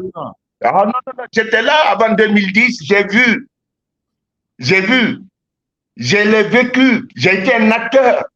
Donc, il ne faut pas se leurrer. Quand Baouri dit aujourd'hui que lui, que cette presse était en train de déstabiliser ce pays, non, il s'est trompé. Non, il s'est trompé. Honnêtement, il s'est trompé.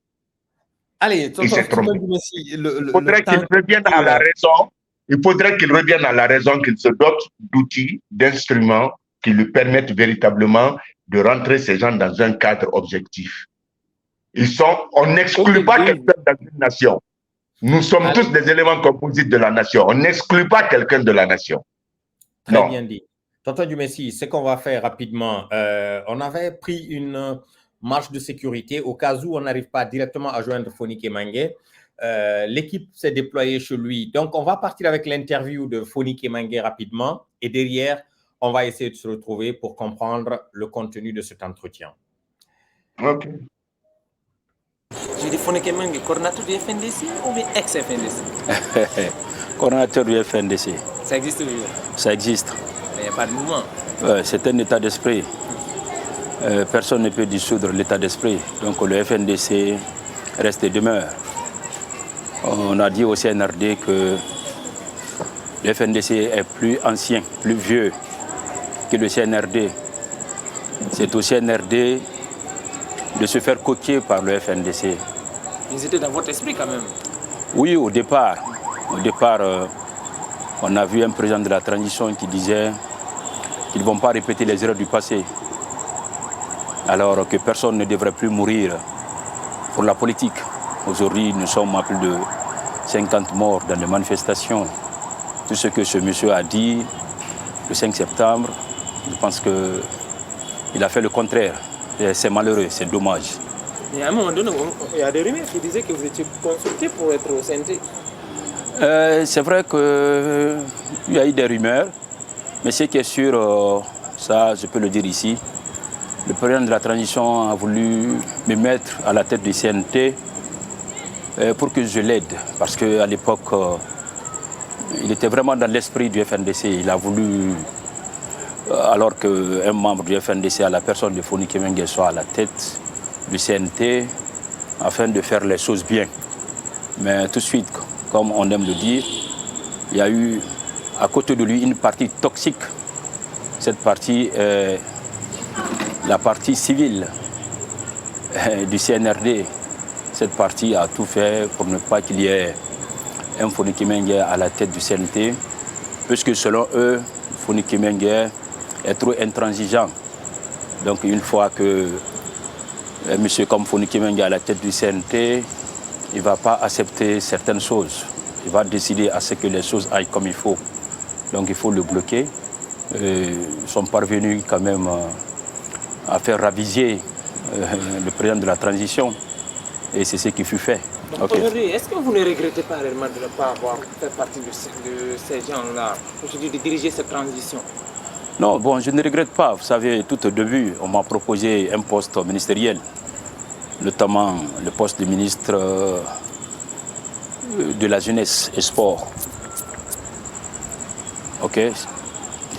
Ben, chose que j'ai récusée, chose que je n'ai pas acceptée.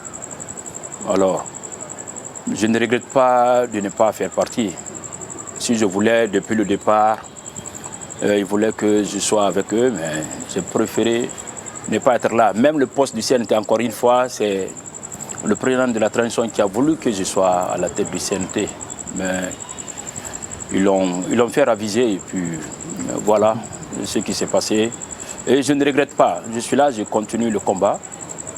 En tant qu'acteur de la société civile, j'ai mené beaucoup de combats déjà avant l'avènement de ce CNT.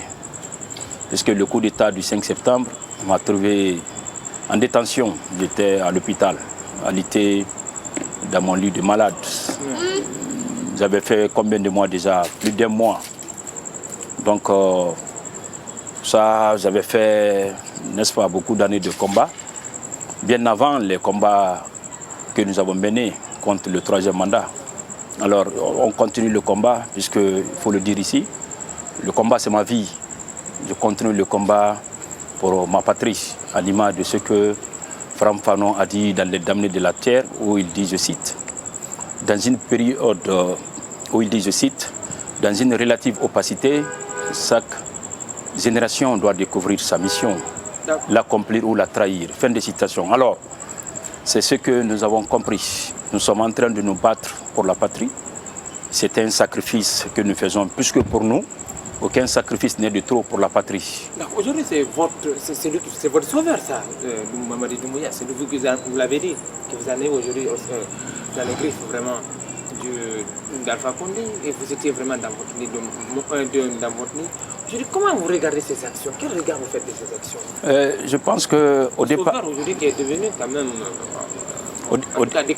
Au départ, beaucoup de Guinéens étaient contents, n'est-ce pas, étaient heureux du discours, du tout premier discours du président de la transition.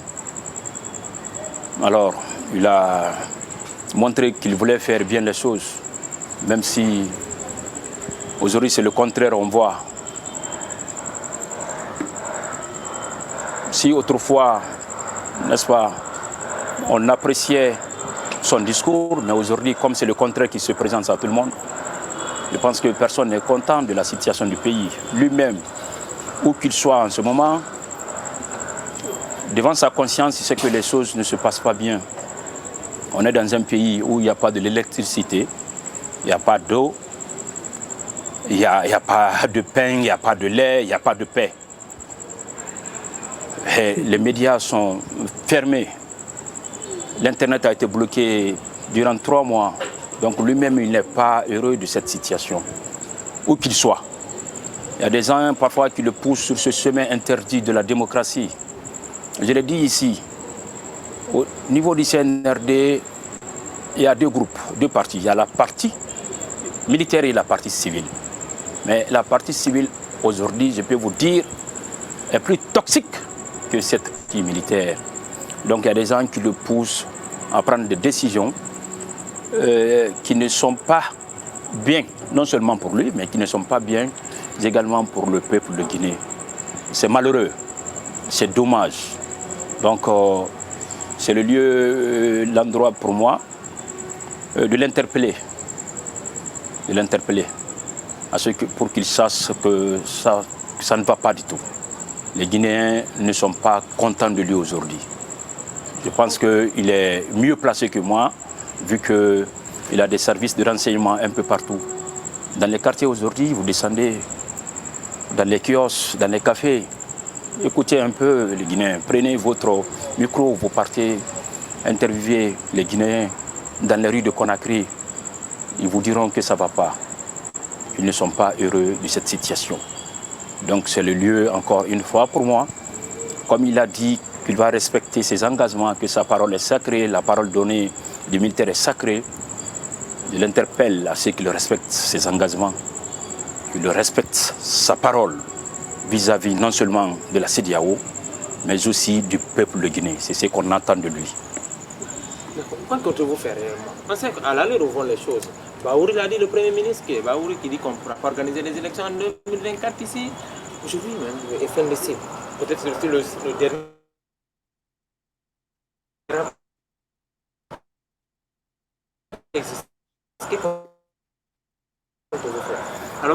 Le FNDC travaille. Je viens d'un voyage. Beaucoup travaillent avec la diaspora guinéenne. Vous savez, quand on parle de la communauté internationale, la diaspora aussi fait partie.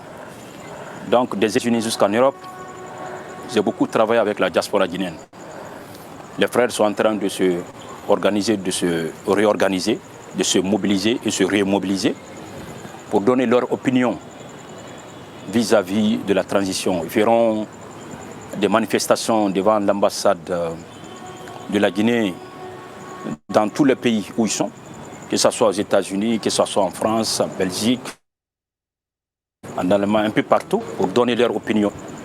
Et si vous avez suivi, moi-même, j'ai participé à une manifestation du côté de Créteil le 13 avril passé, où on a interpellé la France, on a interpellé la communauté internationale dans son ensemble de parler pour que le général Mamadi Doumbouya respecte ses engagements vis-à-vis de la CEDEAO, de l'interpeller pour qu'il respecte sa parole.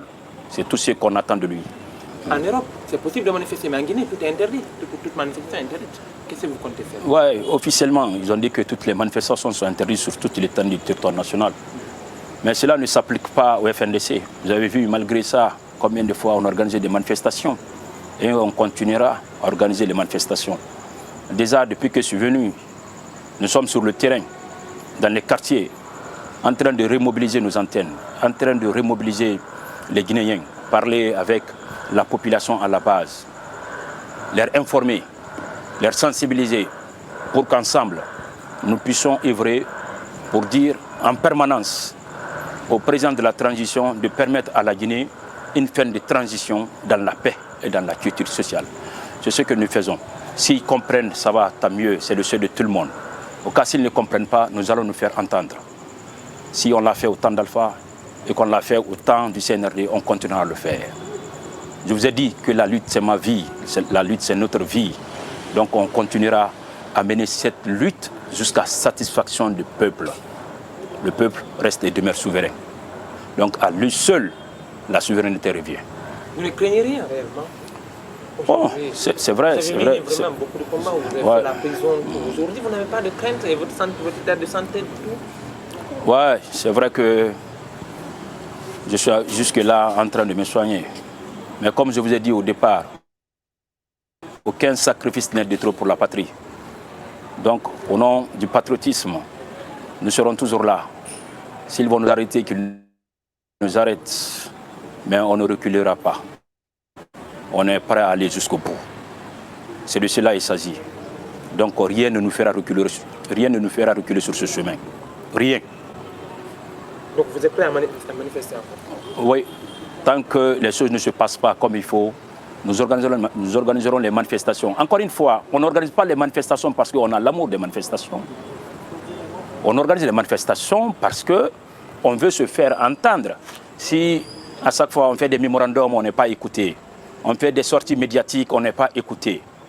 Alors, qu'est-ce qu'on va faire? Notre dernier recours, c'est quoi? C'est les manifestations. C'est les manifestations. On sera obligé d'organiser les manifestations. Nous sommes même dans les consultations en ce moment.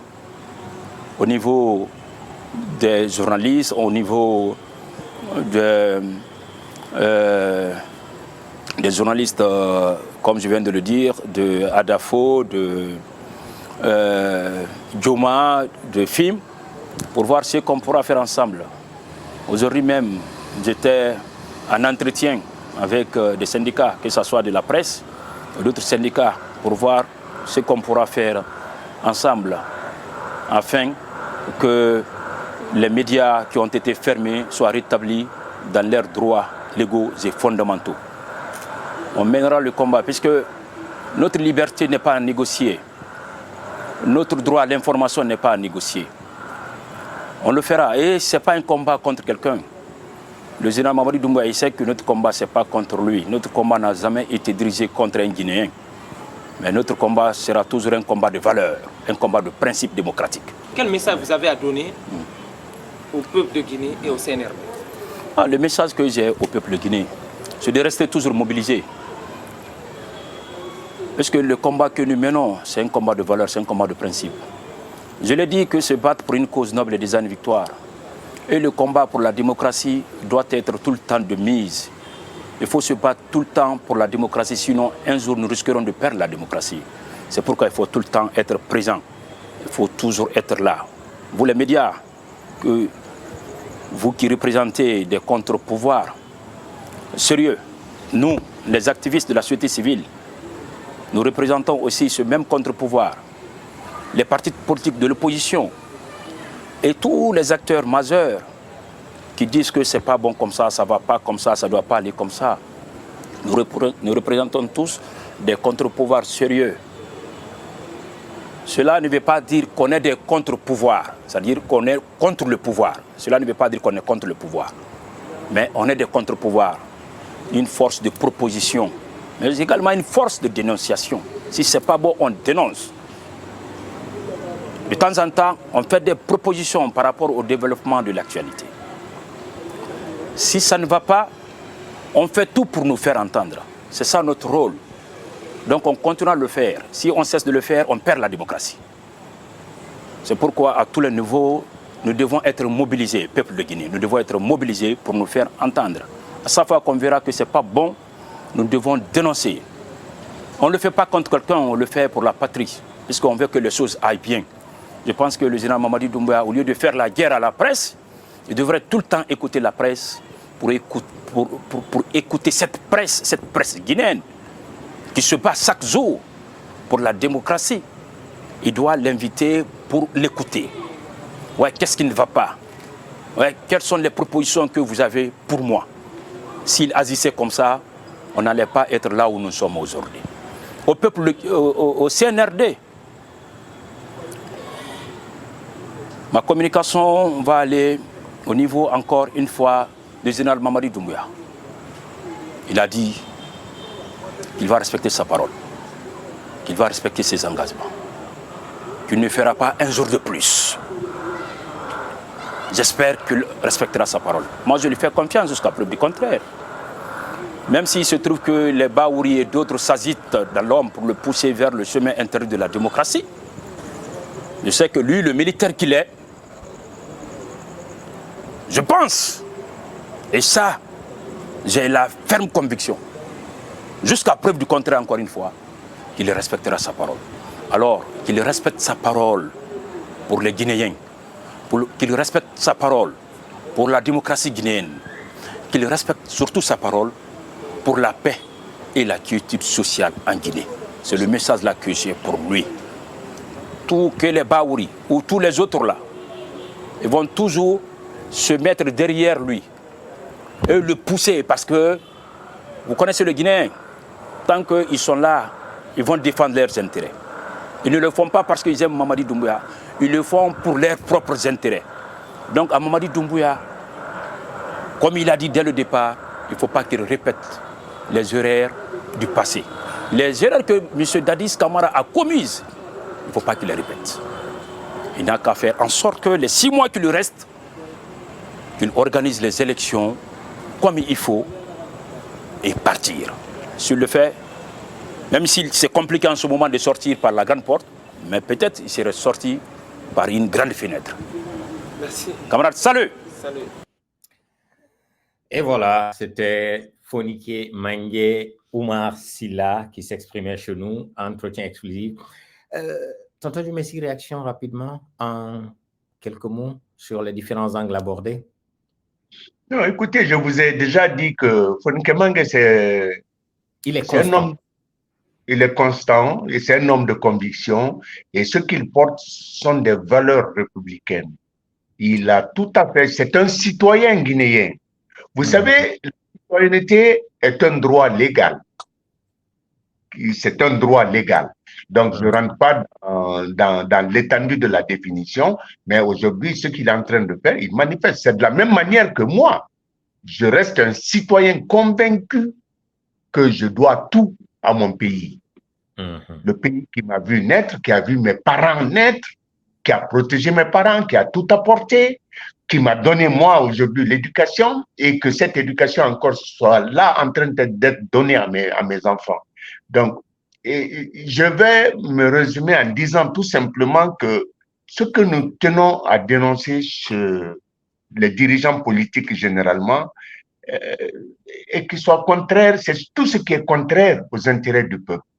C'est tout ce qui est contraire véritablement aux attentes des populations.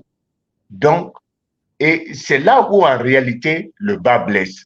Quand ils portent la gouvernance avec arrogance et avec des choix sélectifs incongrus, et quand ils ont des démarches qui n'amènent le pays nulle part, qui maintiennent le pays dans une certaine léthargie, ou encore qu'ils aient des démarches pour essayer de porter un clan au pouvoir ou une communauté au pouvoir. Non, ça, ce sont des actions qui sont à combattre d'une manière ou d'une autre.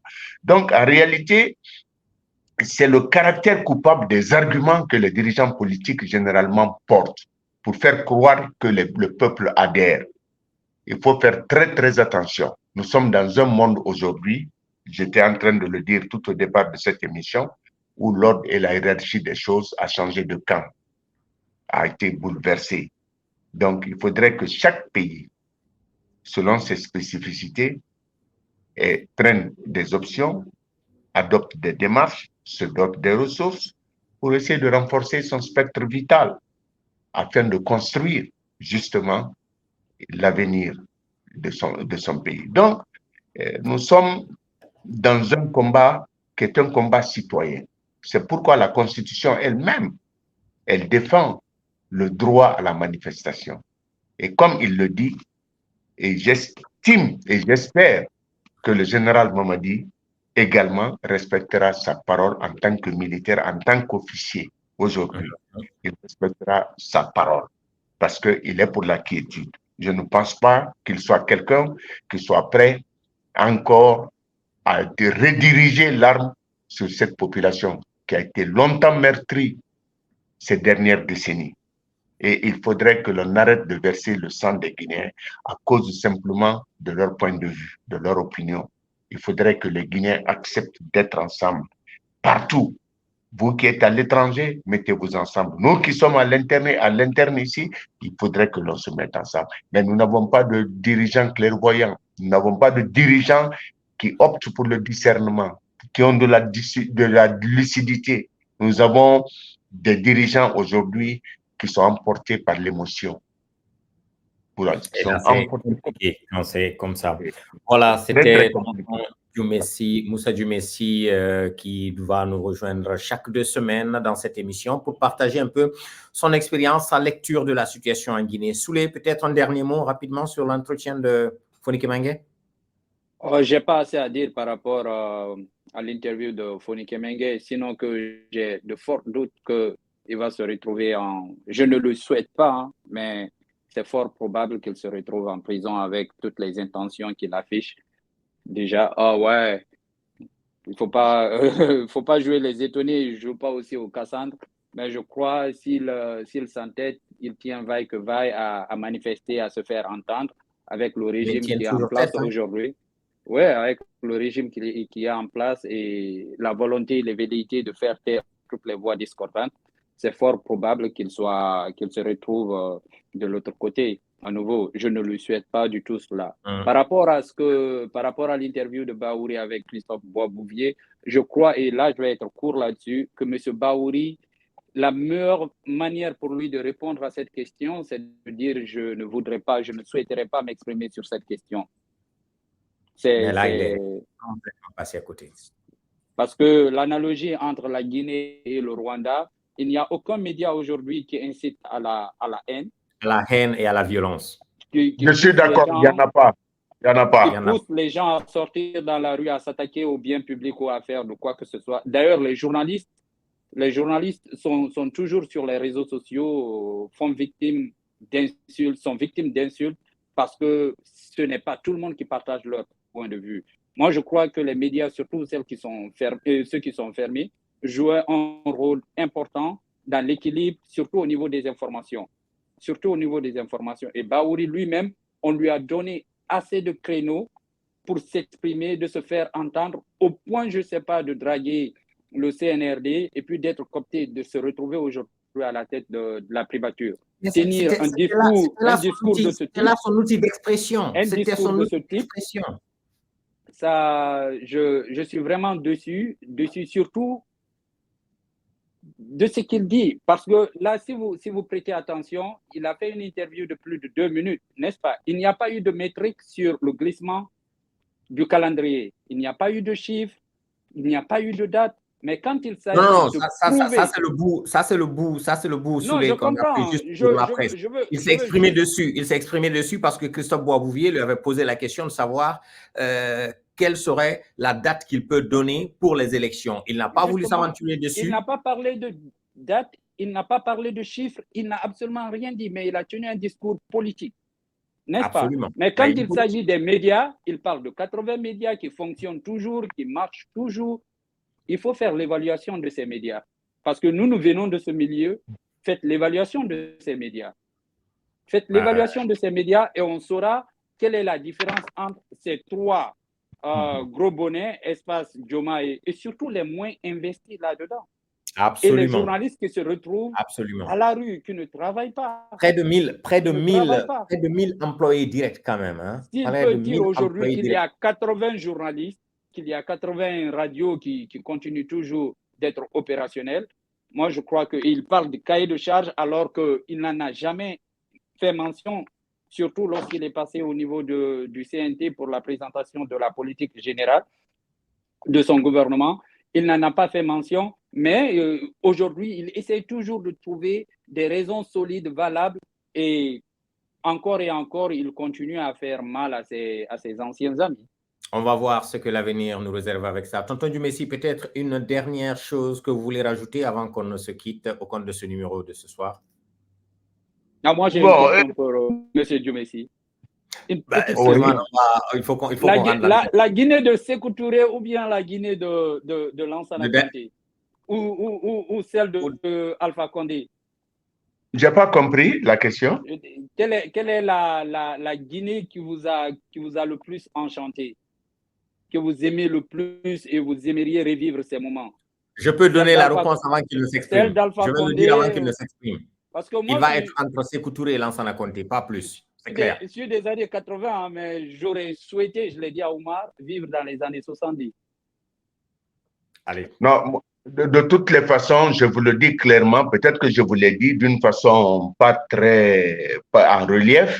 Je vous dis, le seul système de gouvernance qui a réussi en Guinée jusqu'à maintenant, c'est la gouvernance politique qui nous a permis d'aller vers la conquête de l'indépendance. Et après la conquête de l'indépendance, c'est notre souveraineté à travers, bien entendu, les symboles forts, la monnaie nationale, l'armée nationale, nos couleurs, tout ce que vous pouvez imaginer, par exemple, le système éducatif. Quand j'entends aujourd'hui certaines personnes dire, oui, non, on a détruit tant par rapport à Coco, Lala, ainsi de suite, tant. J'ai dit non. Les premières promotions de l'université Gamal Abdel Nasser, je ne vois aucune autre promotion pouvoir tenir tête à ces gens-là aujourd'hui. Dans quelque domaine que ce soit, il n'y en a pas. Et sincèrement, je le dis encore, aucun Guinéen n'a payé 1 franc pour son instruction. Aucun Guinéen n'a payé 1 franc pour nous. C'est vrai qu'après l'indépendance, la conquête de l'indépendance, nous sommes passés à une phase de gestion de l'indépendance. Cette gestion a été émaillée certainement de drames. On le sait, on ne va pas pervertir l'histoire. Il faut oser dire la vérité, comme les choses se sont passées. Mais encore une fois de plus, les résultats, par exemple, que la Guinée a pu enregistrer sur le plan culturel, historique, mais même sur le plan de leadership dans la sous-région, surtout en ce qui concerne les indépendances africaines, je ne pense pas qu'il y ait un pays qui en ait fait autant que la Guinée. Donc, c'est dire que réellement, on ne regrette pas. Ça s'inscrit dans notre registre de l'histoire. Mais il est une évidence que c'est un acquis. Je me rappelle, je vais vous faire une petite... je vais essayer de vous rappeler quelque chose. En quelques secondes, rapidement, s'il vous plaît. Vous savez pourquoi la Guinée a pu être dotée de plus d'une centaine d'usines dans les années pratiquement 60-70? C'est parce que tout simplement, il y a eu un plan triennal. Le plan triennal a permis de doter la Guinée d'une étape d'industrialisation. Donc, les questions d'emploi ne se posaient pas. De l'université, tu étais affecté, tu n'avais même pas encore soutenu. Tu étais déjà affecté dans l'administration. Donc, il faut reconnaître les choses de façon objective. Je pense que chaque période a eu... La gestion de l'indépendance a entraîné beaucoup de choses.